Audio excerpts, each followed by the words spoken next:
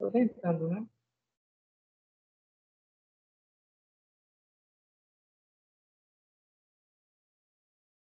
Pronto, consegui gravar.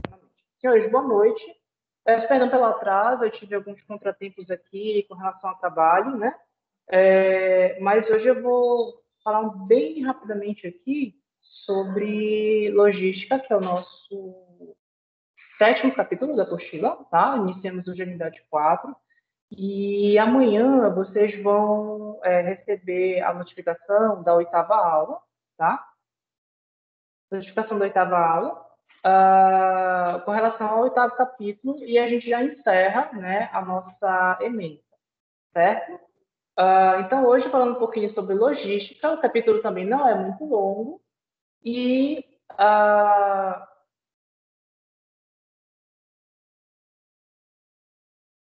eu recebi a notificação, vou olhar qual era a mensagem aqui, perdão. Então, muito rapidamente, né, o capítulo, como mencionei, é curto. Então, aqui, logística. Né? Então, apesar de ser um exemplo muito ruim, as guerras feitas pelo homem aí, ao longo da história, elas têm sido ganhas, né, e perdidas em função da capacidade logística de cada lado do combate. Então, o fim ali da Segunda Grande Guerra, da Segunda Guerra Mundial, aconteceu exatamente no momento que o exército alemão ele perdeu essa capacidade de abastecer as linhas de frente, né, em função desse rigoroso inverno russo, ou da maior capacidade dos aliados em prover as frentes no desembarque no dia D. Então, traduzir as ações dos campos de batalha para as organizações atuais gerou uma nova e uma moderna abordagem para as organizações obterem vantagens competitivas consistentes e duráveis. Certo? Então, estratégia de movimentação de materiais, né? Foi o que eu coloquei aqui. Pronto. Então, o que é logística? Então, logística ela é a parte do processo da cadeia de produções, de suprimentos, desculpa, que planeja, que implementa e controla com eficiência a armazenagem e o fluxo de distribuição, o fluxo reverso, os serviços e as informações entre o ponto de origem até o ponto de consumo, no sentido de atingir o nível de serviço desejado pelo consumidor. Repetindo, logística é a parte do processo da cadeia de suprimentos, planeja, implementa e controla com eficiência a armazenagem, o fluxo de distribuição, o fluxo reverso, serviços e as informações entre o ponto de origem até o ponto de consumo, no sentido de atingir o nível de serviço desejado pelo consumidor. Então, é uma cadeia de processos e de ações que são executadas com eficácia, de forma sucessiva e ou em sincronismo, a partir do desenvolvimento de um produto e suportadas por um preciso sistema de controles e um ágil, rápido fluxo de informações, com o objetivo de minimizar prazos e o dispêndio, o gasto, né, de recursos e satisfazer as necessidades e aspirações dos investidores, dos fornecedores e dos clientes. Senhores, só um momento, por gentileza.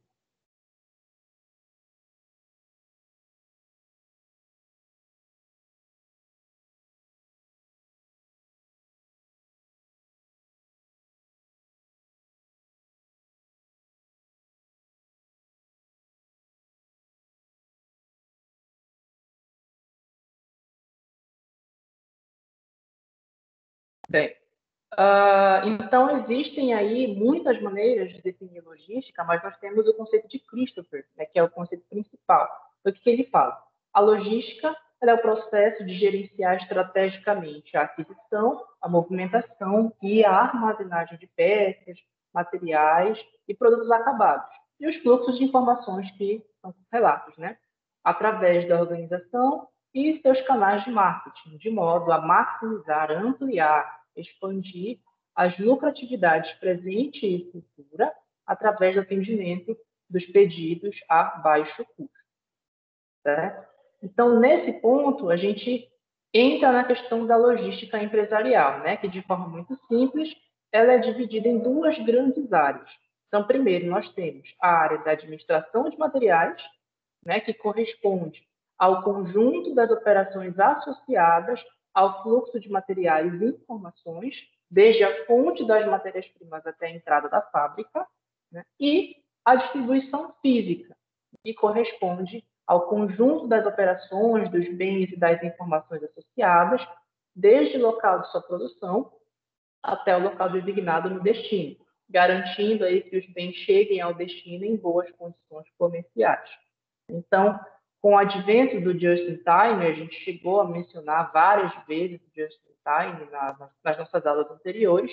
Então, com o advento do just-in-time nos processos de planejamento da produção das empresas, aumentou a preocupação com a redução dos estoques, né? Ao mesmo tempo em que também aumentava a preocupação com o aumento na frequência dos transportes, né? Considerando aí a redução dos lotes produtivos. Então, em alguns setores industriais, o setor químico, o setor petrolífero, né? Os processos logísticos eles podiam representar entre 35% a 45% na cadeia de valor dos produtos. Ele está ligado, gente. Deixa eu voltar vocês aqui.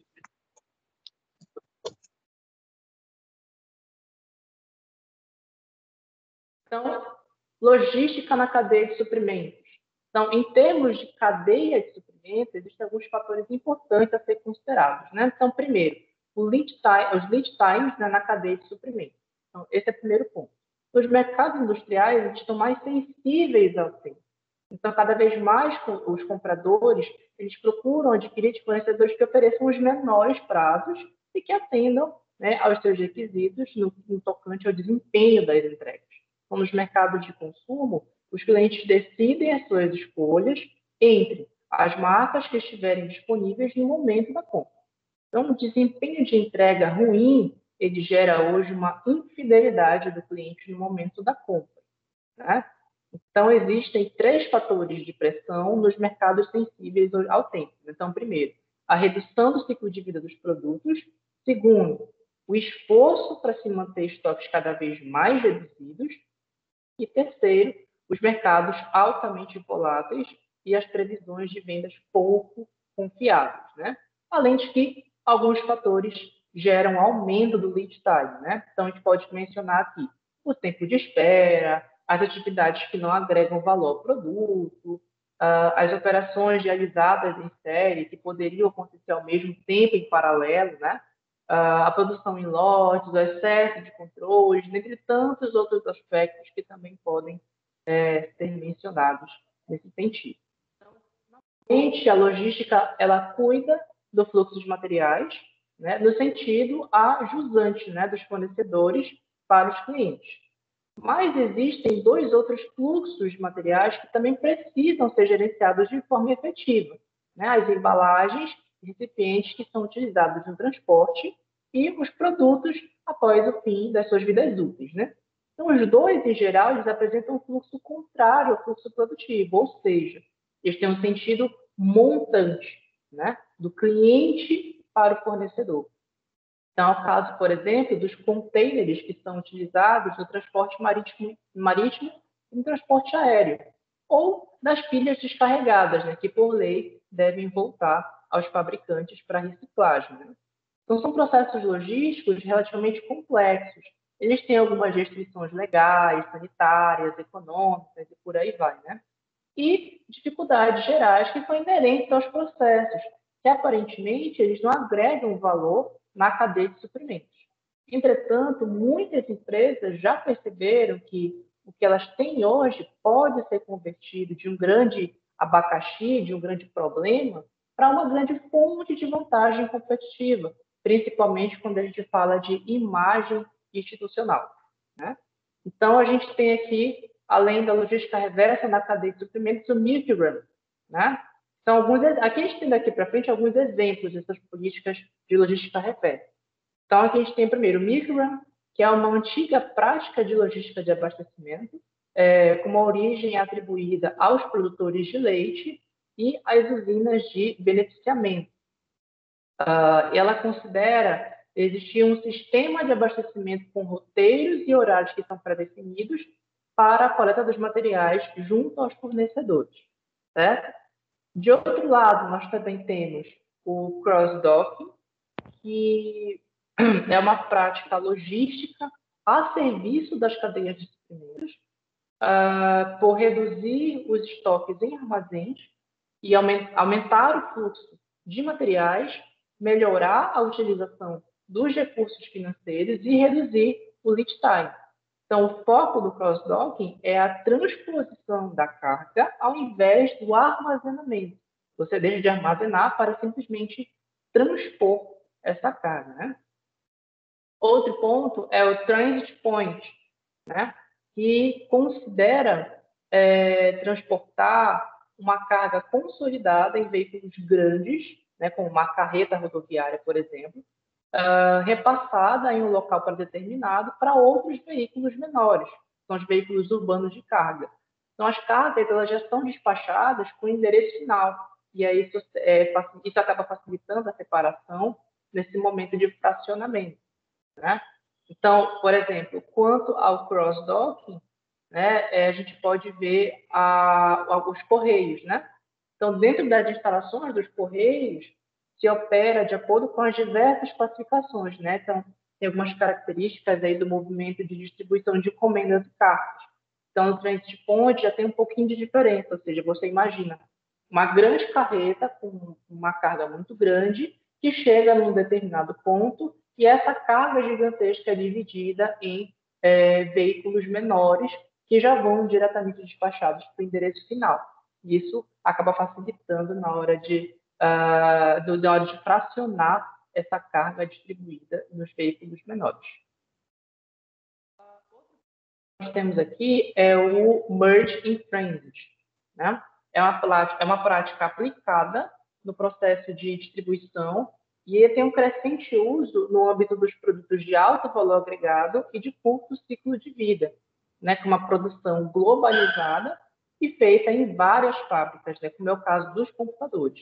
Então, a lógica principal é coordenar o processo de distribuição de uma tal maneira que os macrocomponentes do produto final, né, que vêm de diversos fornecedores, eles possam ser reunidos em um ponto mais próximo possível do consumidor final, evitando, né, esses estoques e transportes que são desnecessários ou às vezes até mesmo redundantes.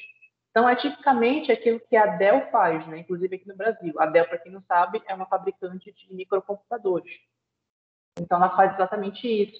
Ela faz esse processo de distribuição e todos os componentes dos seus computadores, né, o gabinete, mouse, teclado, monitor, caixa de som, enfim, eles fiquem o mais próximo possível do consumidor, né? Isso evita estoque e evita transporte desnecessário, certo? Além do sequence, né, que é uma prática logística contemporânea, que é voltada ao processo de abastecimento e que pode ser considerada uma evolução do processo de abastecimento dentro da lógica do just-in-time, né? Prover o cliente com a coisa certa, na quantidade certa, no momento certo. Então, o just-in-sequence, ele acrescenta a questão da entrega na sequência certa. Então, um dos grandes usuários, por exemplo, do just-in-sequence é a indústria automobilística. Então, as entregas desse modo, elas geralmente envolvem itens de alto valor agregado e que são entregues diretamente ou ao lado de linhas de montagem final, certo? Outro ponto também que se pode mencionar de forma muito breve é a questão das redes logísticas, né? Redes logísticas, desculpa. Então, cada organização deve criar a sua própria rede logística, que é entendida como sendo o conjunto das suas instalações de suprimentos, produção, distribuição e venda, bem como também as instalações de seus parceiros, né? Fornecedores, terceirizados, transportadoras e também seus clientes. Então, se inclui na ideia de rede logística a quantidade de produtos que serão fabricados aí com essas tecnologias selecionadas. Então, no caso de alguns produtos sazonais, o tamanho dos estoques e tecnologia de armazenagem que vai ser aplicado nesse caso, especialmente no caso das redes globais, tem que se considerar aí as taxas de câmbio, as tarifas alfandegárias, as barreiras não tarifárias, os preços de transferência e alguns impostos também corporativos. Isso precisa levar em consideração nesse momento. Então, criar uma estratégia logística acaba sendo traduzido como uma atividade muito complexa. E algumas vezes é necessário intervir em algumas redes que já estão estabelecidas, e essa intervenção, por sua vez, ela exige, de novo, muitos cuidados, né? Porque eles são muitos dados, muitas informações, elas são tratadas ao mesmo tempo. Né? Então, isso exige um certo cuidado. Então, é obrigatório que sejam conhecidos os custos envolvidos em todo o processo. Isso como uma forma de permitir ao gestor da rede um perfeito conhecimento de tudo o que está em jogo na operação. Então, inclusive, a própria apostila de vocês traz uma lista que auxilia a identificar esses custos que devem ser considerados, né? As despesas comerciais, os custos de distribuição, as melhorias no produto, né? Os custos de transação, os termos de pagamento, os custos de recebimento, de qualidade, de transporte, enfim. Então, essas são as dimensões que têm que ser consideradas no momento em que eu vou ter esse conhecimento de tudo aquilo que está em jogo na minha rede logística, certo? Então, bem, por hoje, o capítulo 7 da nossa apostila está superado, tá? Amanhã eu vou notificar vocês quanto à gravação da aula 8, né, o capítulo 8, aula 8 não, o capítulo 8 da nossa apostila, que vai finalizar a nossa ementa. E lembrando que na semana que vem, na próxima quinta-feira, vocês já terão a revisão de vocês, né, a revisão geral da disciplina. Nós vamos fazer todo um apanhado de tudo aquilo que nós estudamos durante o semestre. E na outra quinta-feira, possivelmente, já iniciaremos o nosso período avaliativo, tá? E já havia começado com vocês isso na segunda-feira, mas também já aproveito para fazer o reforço. O período de rematrícula está aberto pela faculdade. Se você já sabe como fazer sua rematrícula, entre no aluno online, faça sua rematrícula o quanto antes. Se você tem alguma dificuldade, seja por não saber operacionalizar o sistema, seja por dificuldade financeira, entre em contato com a secretaria acadêmica da instituição. Né? Eles têm 2 WhatsApps à disposição de vocês, para vocês tirarem suas dúvidas, para terem esse auxílio, né, da instituição nesse momento de rematrícula. Não deixem para a última hora, não pensem 2 vezes, né? Não paralisem os estudos por conta da pandemia ou por conta de outra dificuldade financeira. A faculdade, inclusive, está oferecendo acordo e acordo sobre acordo, né? Então, tenho certeza que vocês conseguirão fazer isso com bastante facilidade. Bom, então, eu vou encerrá-la por aqui, certo? Eu acredito que a gravação vai ficar para vocês. Acho que tive algumas dificuldades aqui no começo, mas acho que vai dar certo.